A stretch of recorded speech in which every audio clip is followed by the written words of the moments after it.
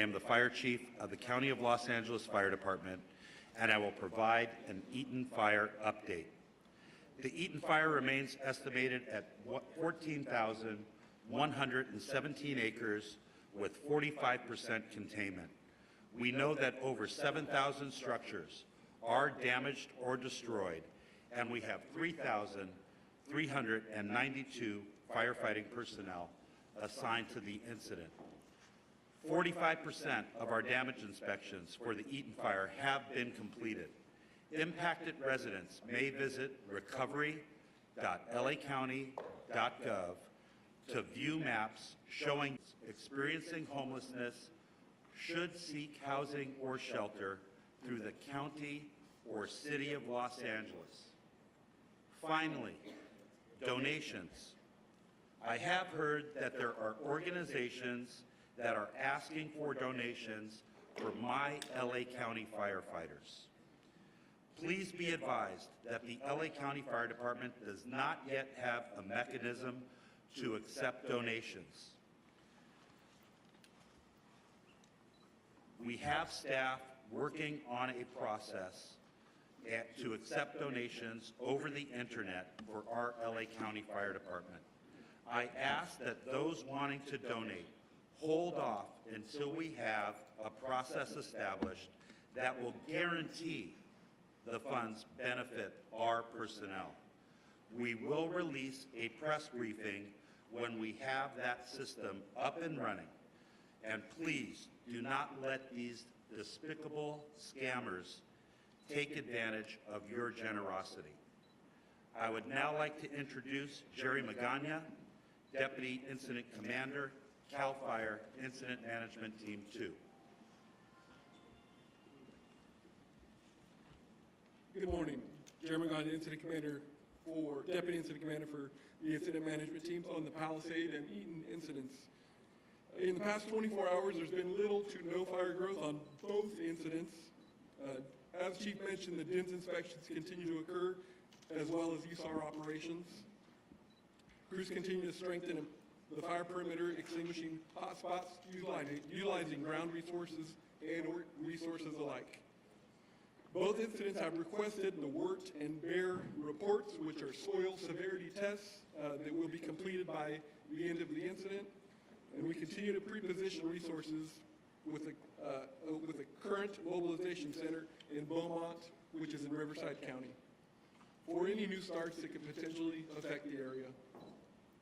CAL FIRE will continue to support our partners in Unified Command, and we thank you for your patience during this time. For the most current fire information, please go to fire.ca.gov.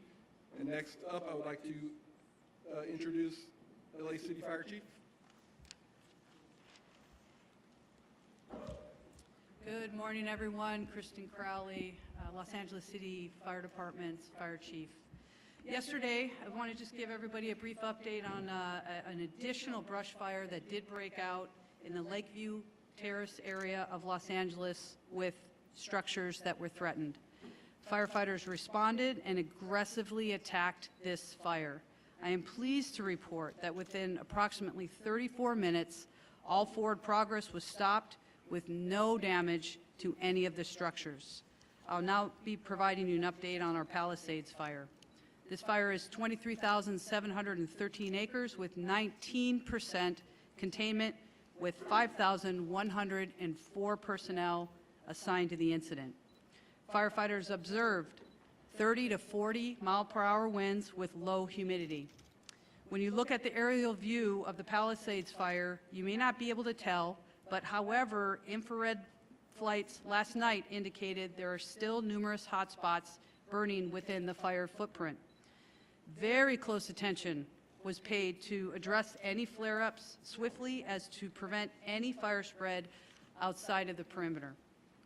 We understand also, just a message to the community and those that were impacted by these fires, we understand your desire to return to your community. However, significant safety and infrastructure issues remain, including downed power lines, broken gas lines, hazardous materials, and unsafe water.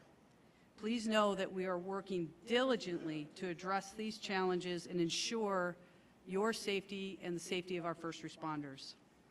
As we enter into the third day of this additional wind event, I urge everyone to stay alert. The combination of low humidity and strong winds has further dried out the brush, increasing the risk of fire. The danger has not yet passed, so please prioritize your safety. Thank you. I would now like to introduce our next speaker, Sheriff Luna.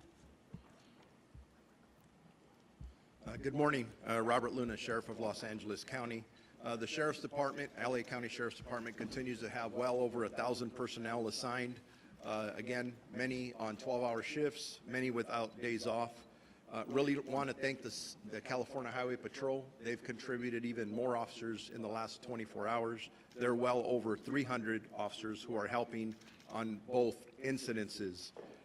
The Drug Enforcement Administration has also contributed even more special agents that are assisting us in different incidences. They're close to about 30. We are now close to or well over 900 National Guards, California National Guard, that are assisting us both for the LA County Sheriff's Department, the Los Angeles Police Department, and other law enforcement agencies here in California. Evacuation orders, they've gone down some. We are at 82,400 in our LA County jurisdiction, and warnings are up just a little bit because of the wind event to 90,400. In regards to a curfew, the curfew still is in effect from 6 p.m. To 6 a.m. I just want to make sure everybody understands that the rules haven't changed. If you don't belong there, you don't live there, stay out of there. There's no reason for you to be there, and you will be subject to arrest if you're there with no business. In regards to arrest, we had a few more arrests overnight. The total for LA County Sheriff's jurisdiction is now at 44. That's 36 arrests in the Eaton incident and 8 for the Palisades incident. Eaton total, well, I won't go into detail, but basically we stand at about 14 for burglary within those jurisdictions. Everything else is either curfew, trespassing, individuals that are possessing narcotics and or guns. Last night, I do want to bring it to your attention that in our Palisades incident, we did arrest another individual for impersonating a firefighter. Somebody else who was dressed like a fireman was not a fireman. I got to give a lot of credit to our deputies for being proactive, stopping him, and arresting him. That investigation will continue.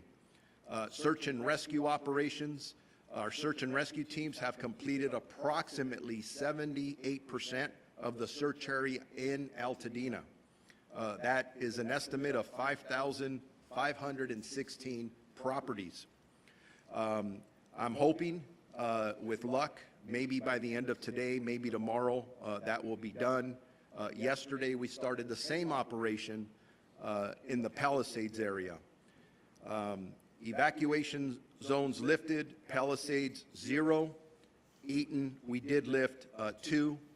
So we're communicating the best we can with our partners and our residents to make sure that they can get back in there. And please, as a reminder, our repopulation conversations do continue with every meeting. But please remember, just because there isn't a fire, the chiefs have made it very clear that we're still having some challenges with the wind, so we've got to keep a close eye on things. But in talking to our partners at Public Works and Utilities, there are things you can't see that are underground. There's a lot of hazards. So those are things that are going to have to be evaluated hour by hour, day by day, so that we can make sure that when we start allowing our community members back to their homes, that they are safe. Safety is always absolutely number one. In regards to deaths in the Los Angeles County Sheriff's jurisdiction, we still stand at 21. If you've been following the numbers I've been giving out, they've stayed static for 2 days now, even though the searches continue, at least in the Altadena area. So 21 deaths, bad news, no more deaths so far. That's good news. So I'm praying that that stays together. And then missing persons, that did increase a bit. But I want to know that originally we had 31 missing person reports that were taken. Thank God, 5 of them were found safe. But we still have 26 active missing persons that are reported, 20 in the Eaton area and 6 in the Palisades area. And then as I conclude, if you want any more specific information regarding evacuation orders or warnings, if they're coming or going, road closures, or any other information that you think is important to you and your family, please go to lacounty.gov/emergency. I'd like now to introduce Jim McDonald, the Chief of the Los Angeles Police Department. Thank you, Sheriff. Good morning. Over the last week, you've heard me say that the LAPD remains committed to protecting lives, safeguarding property, and maintaining order in the areas affected by the fire, and that remains the case today. The LAPD remains on tactical alert, and we've dedicated whatever resources are necessary to provide for your safety. LAPD officers are actively patrolling the areas around the clock and protecting your properties like they are our own. Our efforts include enhanced visibility in evacuation zones and neighborhoods where houses and businesses are vacant, deploying marked and unmarked vehicles as well as foot patrols to ensure a strong presence and a swift response to any issues that arise. Our deployment, we understand the frustration and concern many of you are feeling regarding the fire evacuation and the restrictions on returning to your homes. Please know that our officers and National Guard personnel are following the directions of the Unified Command, which is working tirelessly to ensure the safety of everyone involved.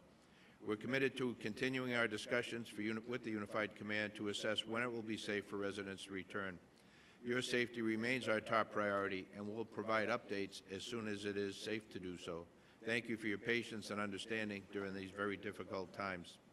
For the upcoming 24-hour period, LAPD will continue to deploy roughly 600 officers to the impacted areas with support from LA Airport Police, Port Police, and the National Guard, who have 200 soldiers assigned to the Palisades incident, and we're very grateful for their support.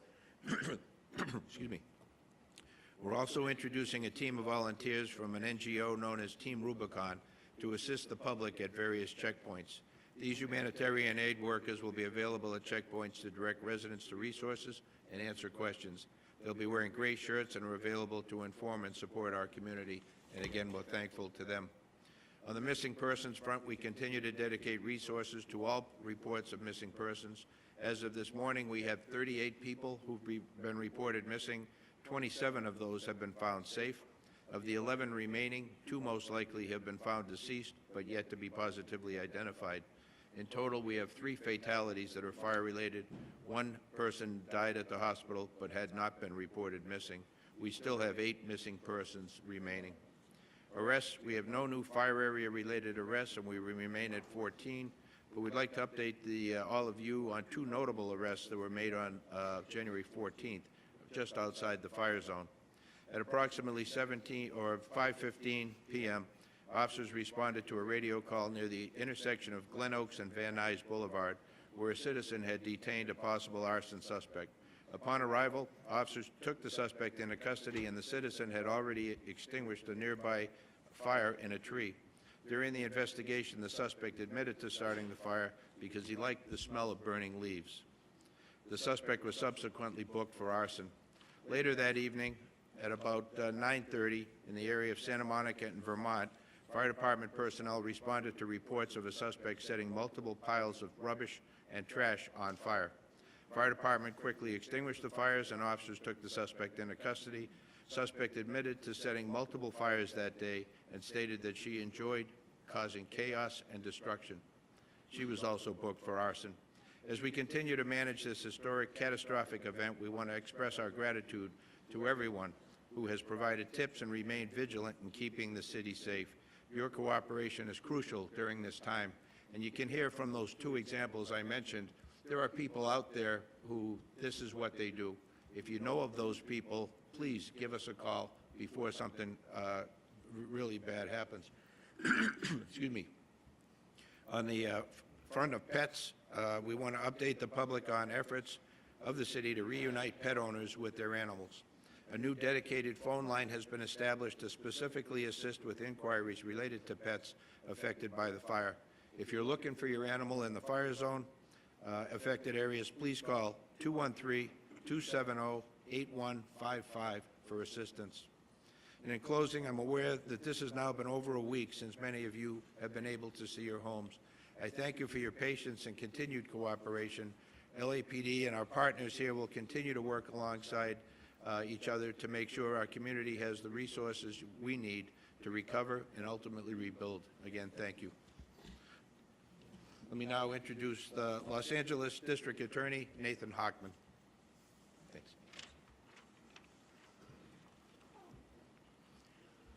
The work of firefighters, law enforcement has been nothing short of heroic. The over 200,000 people who've had to evacuate, who have cooperated with this, again, it's been incredibly impressive. Yet still there are people out there who have decided that they are going to take advantage of this tragedy, that they're going to exploit this crisis for their own personal benefit. And we have sent this warning, and I'll say it again. The question is not if, but when you will be arrested. You will then be prosecuted, and then you will be punished to the full extent of the law. On Monday, we announced the charging of 10 different individuals, 9 for looting, 1 for arson. Of the 9 individuals, they were involved with both looting in the Palisades fire area as well as the Eaton fire area. They are looking at a minimum, the shortest sentence that anyone charged is looking at is 6 years in prison, 9 years in prison for another individual. We have people who are looking at 22 years in prison and a maximum sentence of life in prison. These are very significant punishments. Justice will be swift. Justice will be significant if you want to take advantage of this tragedy. Following on what Chief McDonald says, we have actually filed charges in 2 additional arson cases, again, not related to the major fires. There's one that we had charged an individual who set a fire in the City of Industry. He set bushes on fire. He set a pallet on fire. He set the back of a tractor trailer on fire. Those fires were quickly put out. And that individual is looking at 7 years for a maximum prison sentence. Another individual was charged in the city of Irwindale under the I-605 underpass. Again, setting a fire that was quickly put out.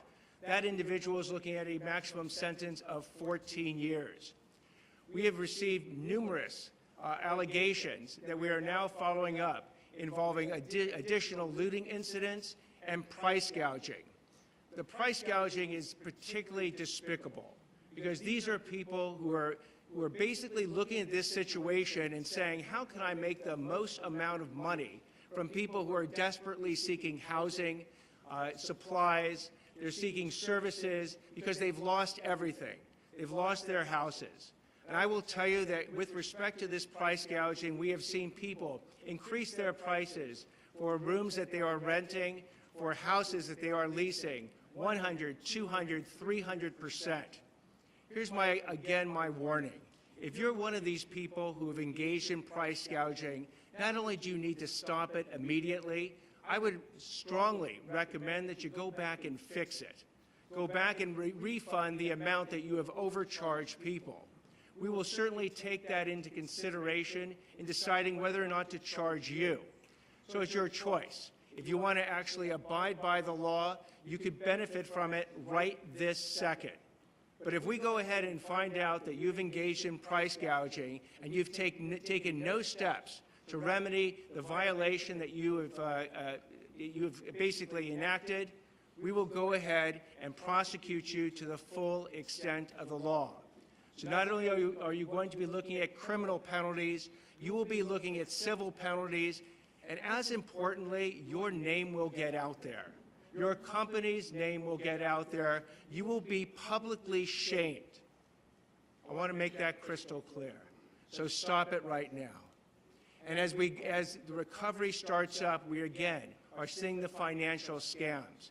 Over and over, we are seeing scams involving charities, where people who want to donate either money or services to the recovery effort are being targeted by these scammers. My strong message to you is if this happens, please check the organization that you are donating your money to beforehand. Do not donate cash. Do not even donate Bitcoin because it's very hard to track. Only deal with reputable organizations that you can then check out who will get that money to the appropriate people in need. Same thing when it comes to insurance. Be very careful. There are scammers out there who are going to try and make you promises that they can give you certain benefits from insurance that are completely false. Make sure you check out any insurance claims. And government benefits are starting up now. Both the federal government and the state governments are going to be offering people in need significant dollars to get back and recover in their lives. However, these will be ripped off. I will guarantee you there are people who are looking at this to rip them off. Here again is your warning, because I don't want any discussion later on that there is some confusion of what the consequences are. They will be swift and they will be significant. So again, I wish everyone great safety. Please support the firefighters. Please support law enforcement. Stay out of the evacuation zones. They are designed for your safety and to facilitate these putting out of fires and keeping people's houses safe. If you want to go ahead and violate an evacuation area, violate a curfew, you will be held accountable, you will be arrested, and my office will prosecute you. I'd like to now introduce Los Angeles County Public Health Chief Deputy Director, Dr. Anish Mahajan. Good morning. My name is Dr. Nicole Quick. I am the Chief Medical Advisor for the Los Angeles County Department of Public Health. As we continue to deal with the aftermath of fires and residents begin to return to their homes with proper approval from the regulatory agencies, it is important to remain vigilant about air quality.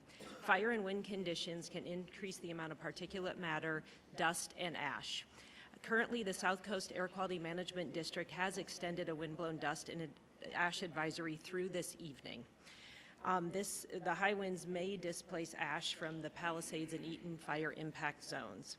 Windblown ash particles may be too large to be picked up by our regular instruments and will not influence the AQI measures that we've pointed folks to look at for air quality. So it's important to look for ash in air and on equipment and on your surroundings to take precautions. To effectively reduce exposure to harmful particles, it is critical to wear appropriate respiratory precautions. This includes N95 and P100 masks. In addition to obtaining the masks, important to wear those correctly. This means over the nose and mouth without gaps and well fitted to your face. For N95 to provide the proper protection, they also must be changed out with regularity and if they become wet or soiled.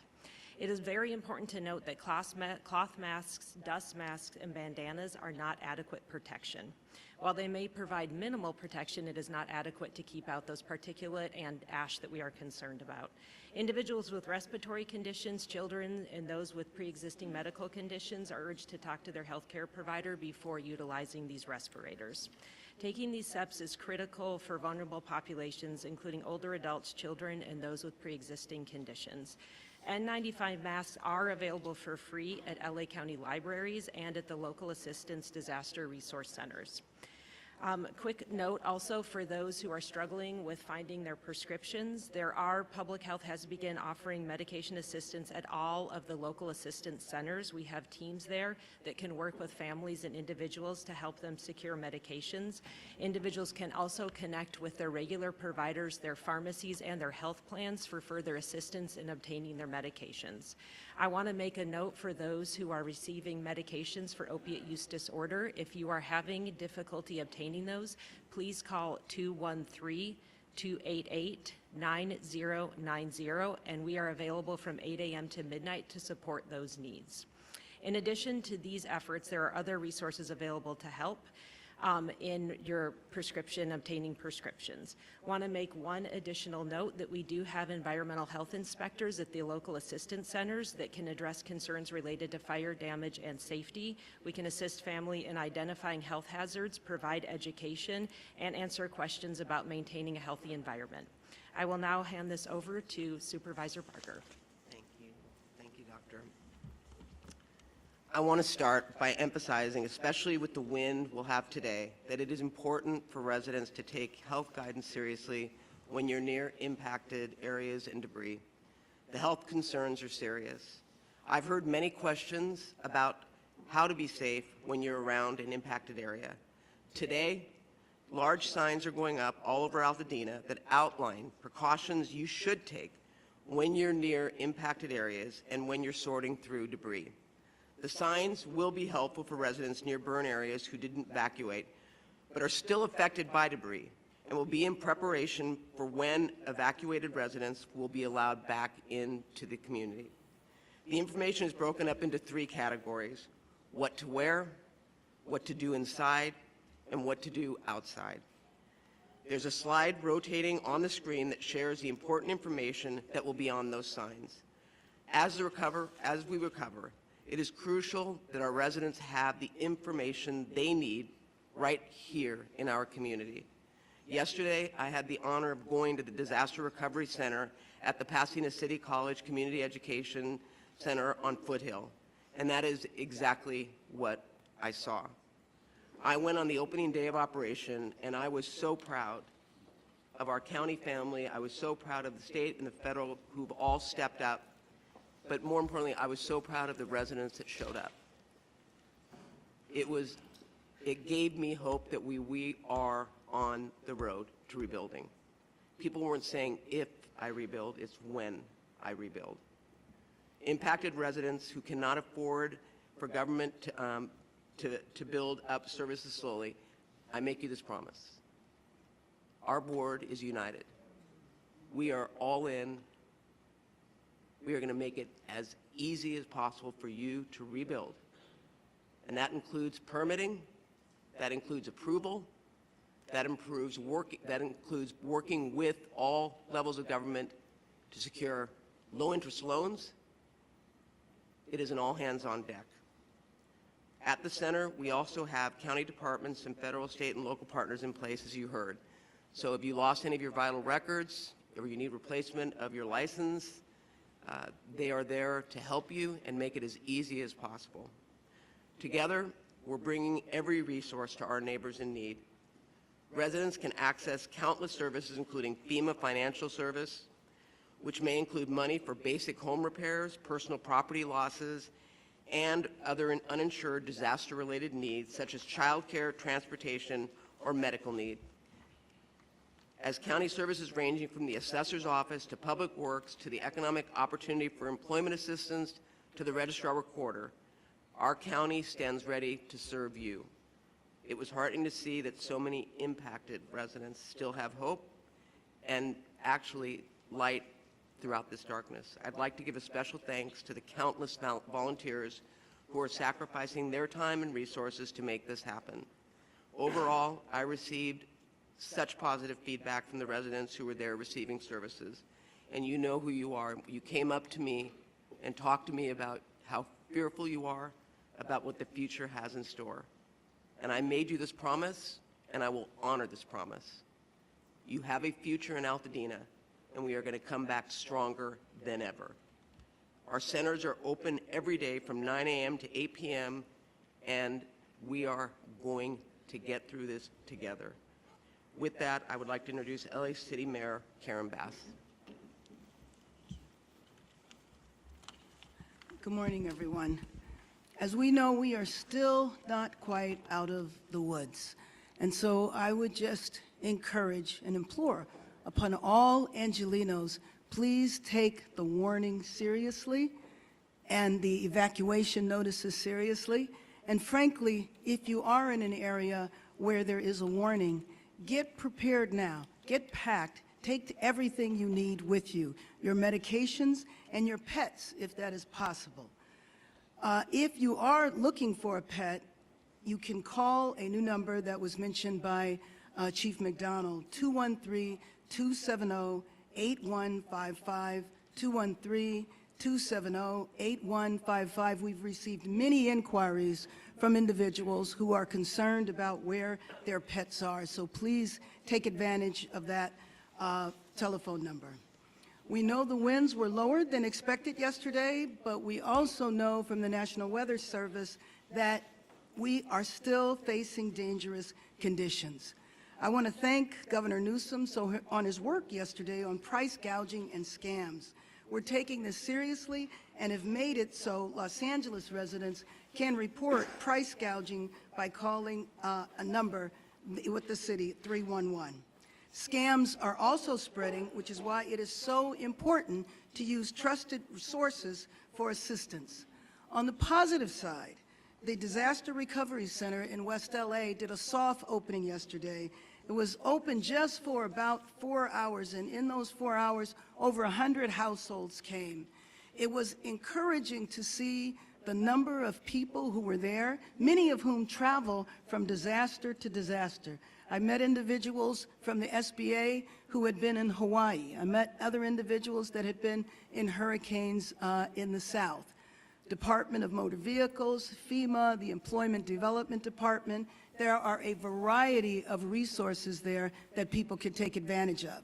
But I do have to tell you, what was the most touching experience was to meet a woman from Pacific Palisades who had lived in Palisades for over 40 years, and she lost her home. She told me that she was staying with her daughter, and I asked her what kind of services she was looking for there. And she said she wasn't looking for services. She was there to volunteer. Having lost her house, she was there to volunteer. To me, this is an example of the spirit of Los Angeles, selfless and resolute, that we will make it through these fires and we will rebuild.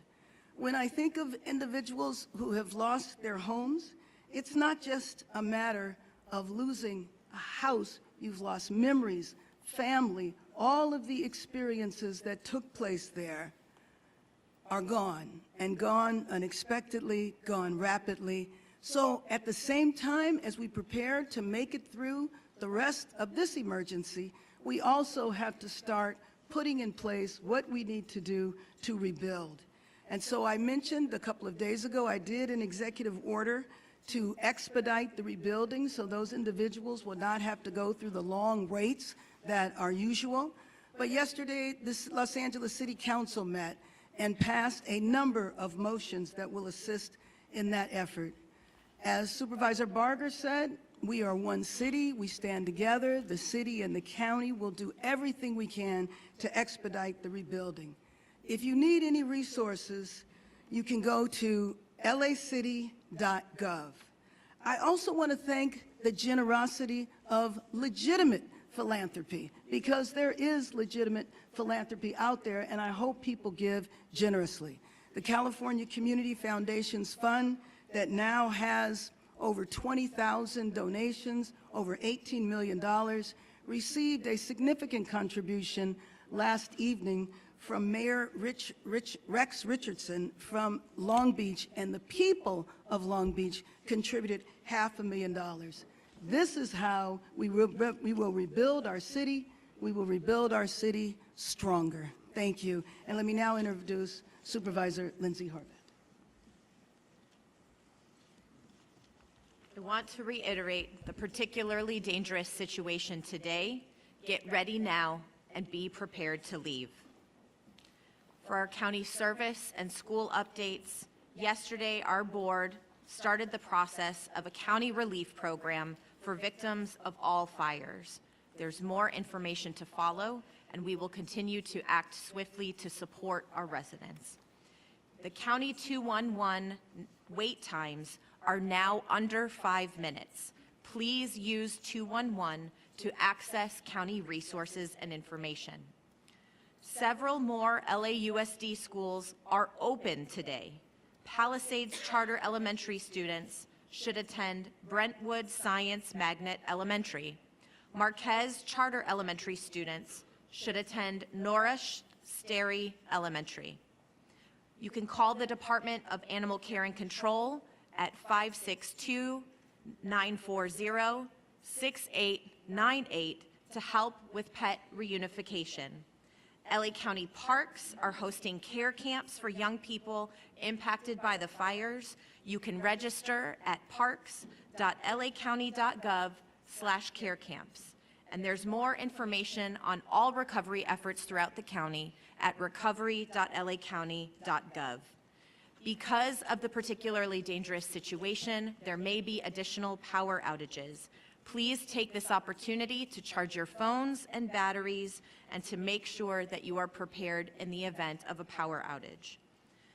The declaration of emergency countywide has gone into effect and includes illegal price gouging, including on rent and housing options. We cannot raise the price of rent, goods, or services more than 10%. There are both criminal and financial penalties. These are enforced by our district attorney, as you heard. Through the county's declaration of emergency, our county council and our director of Consumer and Business Affairs have the authority to impose civil penalties. And I spoke with our Attorney General of the state this morning, who is vigorously investigating cases at his level. We are taking these instances seriously, and there will be consequences. Under our county emergency, we also know that this could include misdemeanor charges. The governor, as you have heard, has also issued a new executive order, and we thank him for his support and leadership. To report price gouging or other predatory practices, you can do so at oag.ca.gov/report, or you can call 800-593-8222. For more emergency updates, you can still see those at emergency.lacounty.gov. And I want to echo the thanks to our first responders, to our volunteers. I also want to especially acknowledge LASA, those who are working in the county's newly established ECRC, and our homeless initiative efforts, supporting those who are unhoused in fire danger areas. Our ICP has deployed more than 15,000 people throughout Los Angeles County for all of these fires. We thank each and every person who is helping Angelenos in this critical time.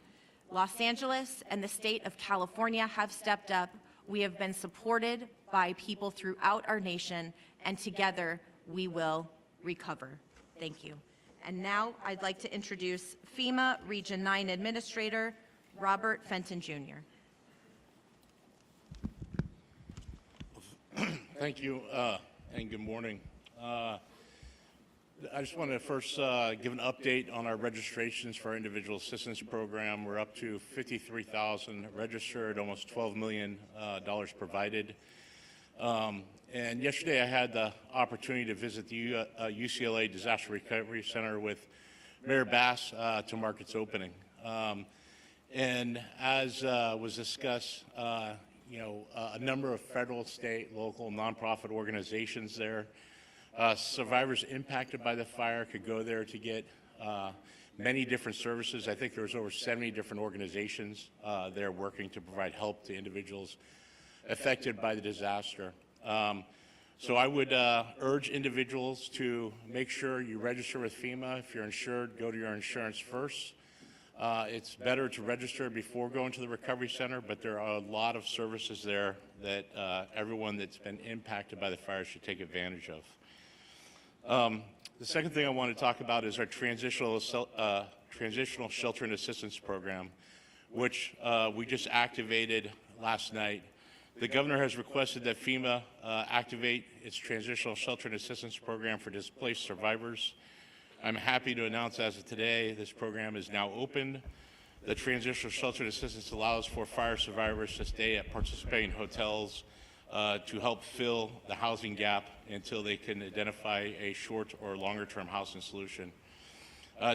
TSA may also be available for those that have insurance, so it will help if you're in the process of still trying to understand what your insurance covers, or if you have alternate living expense for that. It will be for a limited time, but it will help during that time period in order to make those decisions. FEMA is reaching out to fire survivors that have registered with us that would be eligible for this program.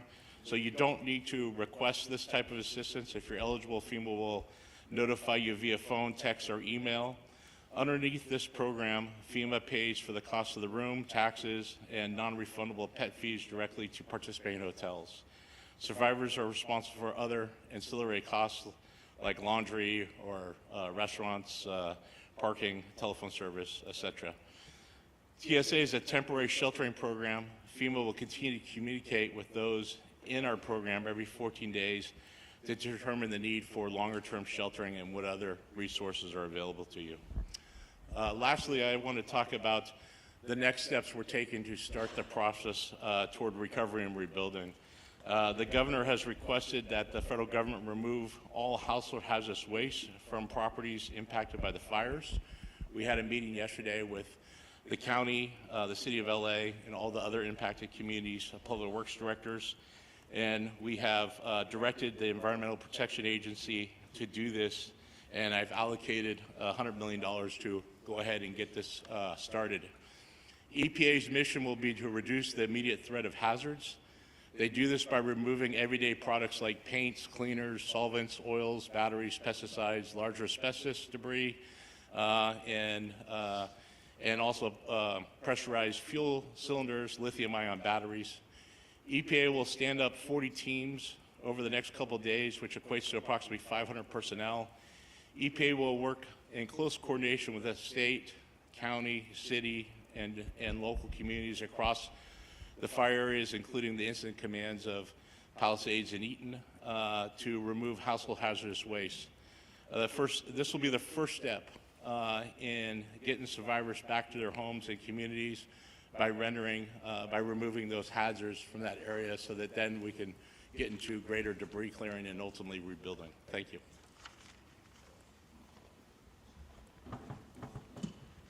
Helen Chavez Garcia, Communications Director for Chair Catherine Barger. We thank the Honorable Antonio Vasquez from the State Board of Equalization for being here today. We will now transition to the question and answer portion of our press conference. Please raise your hand. We will bring a speaker to you, and I will call upon you in order to ask your question. Would you like to say? Masa Sadie, KCAL News. Masa Sadie, KCAL News. I have two questions. The first is for Mayor Bass. Mayor, 700 people are in shelters right now, more than 700. Thousands of people have lost their homes. I know you are trying to expedite the rebuilding process, but realistically, how long is it going to take for these folks to get a roof over their head? Can you give us a timeline? I wish that I could give you a timeline. I can't specifically, but what I can tell you is that the people that are in shelters, people are there for a lot of different reasons. I know some of them might be unhoused, but the rebuilding process, we have to set the guidelines and the policies in place, which is what we did, and we will be kicking that off. We have a lot more to do. As I mentioned, the City Council met yesterday. We need to put all of those policies together and begin right away. The first step, though, was yesterday, and that was the Disaster Assistance Center for people to get all of their paperwork together. Whether they go to the Assistance Center or not, that is the first step. And I know individuals are talking to their insurance companies, et cetera. And price gouging, you're talking a lot about price gouging and how it is illegal. Hold on. The bidding wars are not. Hold on. The FEMA director wants to respond to you as well. Yeah, I just want to add to that. We will be sending personnel from our teams to the shelters to see how many are eligible with our programs, and if we can move into a transition shelter and put in a more safer housing environment into a hotel. So we'll be doing that over the next day or two to help move people to a better situation than the congregate shelters are in right now. And on the price gouging that we're seeing happening with rentals, again, price gouging is illegal, but bidding wars are not. If the tenants are driving that, we're seeing more and more evidence of these bidding wars. Should people here in Los Angeles be bracing for rents to dramatically increase, or is there anything you can do to try to stabilize the market? So here's how bidding wars work. If a landlord or someone who's renting out a particular house or room had an original price before the wildfires and the state of declaration occurred, and keeps that original price, but others give him or her additional money to rent, and they take absolutely no action whatsoever to in any way increase that price, then it falls in a gray area. I don't want to say it is 100% legal, but it is a gray area.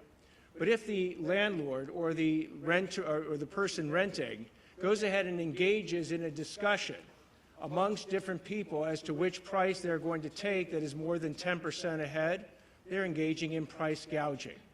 So again, what I would strongly, strongly urge anybody who's renting or selling or providing a service is that if you receive more than 10% of the amount that you would have received before these wildfires, you are now entering into the world of price gouging. Your case will get looked at, and if you are found guilty of it, you will be prosecuted. Thank you. We're going to go right over here. Hi, this is Kate Cagle with Spectrum News 1. I have a question for Mayor Bass. What was your involvement in emergency preparation in the decision not to deploy up to 1,000 available firefighters last week, given that the National Weather Service was warning about this life-threatening and destructive windstorm? This is in regarding to the reporting in the Los Angeles Times. I will let Chief Crowley answer that.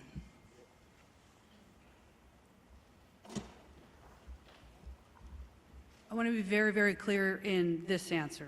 And also offer additional details after. So being very mindful of everybody's time, I want to make sure that you get the information that you need.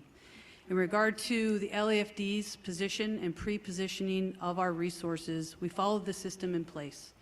The system in place looks at the overall weather and risk. With that, we pre-deployed the resources in very, very calculated ways throughout the city, also not knowing where a fire might start and might not start. I think that's very, very important that everybody understands that. Also, knowing that there was a higher risk than normal in a very high fire, type of a scenario. 5 additional engines were pre-deployed on top of what we normally would do. But again, out of respect for everybody here, I'd like to offer very detailed information to share with everybody as to what and how we pre-deployed and what came into the decisions that we made on that day and then following the fire. I'll be available right after, okay? And we're going to have... Mayor Bass, because as mayor of the city, doesn't the buck stop with you as far as emergency preparedness and preparing for the wind event that was forecasted? The buck always stops with me, but I think you received your answer from the chief. Thank you. Last question over here, and then we will transition to one-on-ones to make sure you get your answers. Jonathan Vigliotti with CBS News. My question is, I have one for each of the fire chiefs. And I just want to start off saying the firefighters, the men and women on the front lines, they are heroes. I say that as a resident and a journalist that has witnessed it firsthand. Chief Crowley, with that said, and forgive me, I'm going to be looking down because there's a little bit of a timeline I want to establish. Because just after 6 p.m. last Tuesday night, as winds were reaching their strongest, many neighborhoods, as you know, were already on fire. This all-hands-on-deck alert to off-duty firefighters was issued. Right. You even reached out to local news to ask for help in assisting putting out that call. We did as well. The LA Times, as it's been mentioned, now saying that 1,000 firefighters were on standby. That would have effectively doubled the response. This speaks to chaos and poor planning. You mentioned saying something off camera, but now that you do have this live feed going, you're a straight shooter. Can you please tell me directly why the delay to activate when for many hours, neighborhood after neighborhood was on fire, and your firefighters, these heroes, were telling me they felt like they were in the minor leagues?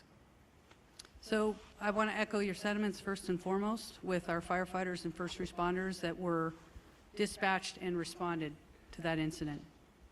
Heroic efforts. And I can tell you... I'm sorry? Were they let down by your leadership? I will tell you that we followed a system in place, and I will explain my position on this.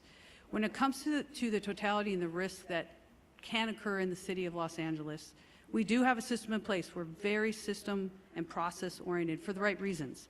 We follow a system. We did that.